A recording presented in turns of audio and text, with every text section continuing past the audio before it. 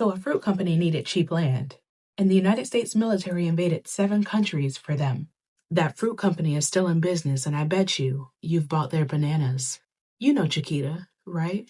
Between 1898 and 1834, U.S. forces invaded, occupied, or overthrew governments in Cuba, Panama, Honduras, Nicaragua, Mexico, Haiti, and the Dominican Republic.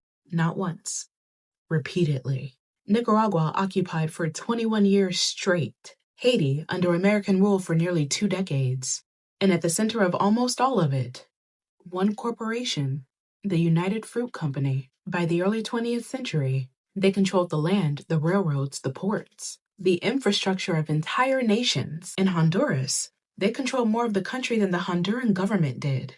They controlled so much of Guatemala that the Guatemalan government hired them to run the National Postal Service. And when anything threatened that, when workers organized, when a government tried to collect taxes, when an elected president tried to give unused company land to farmers who had nothing, United Fruit called Washington, and Washington sent Marines. Every single time.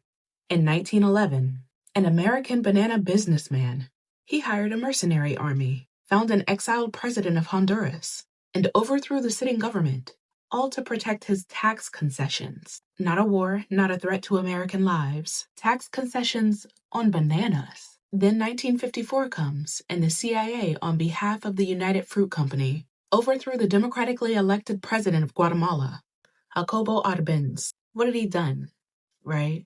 He took land that United Fruit wasn't even farming and gave it to the Guatemalan farmers who had nothing. Where's the crime in that? United Fruit went to Washington and said it was communism. Washington said okay. The CIA ran a covert operation, installed a military dictatorship, reversed every land reform, and gave everything back to the company. And Guatemala collapsed into a civil war, one that lasted 36 years and killed 200,000 people, most of them Mayan, all for land that a fruit company wasn't even using. The man who carried out the work eventually told the truth. Smedley Butler, most decorated Marine in American history at the time of his death. 2 Medals of Honor, fought in Honduras, Mexico, Haiti, and Nicaragua. He was the muscle. And when he retired, he said, "I spent most of my time as a high-class muscle man, for big business, for Wall Street, and for the bankers. I helped make Honduras right for American fruit companies. I helped in the raping of 6 Central American republics, all for the benefit of Wall Street. I might have given Al Capone a few hints. The best he could do was operate his racket in 3 districts. I operated on 3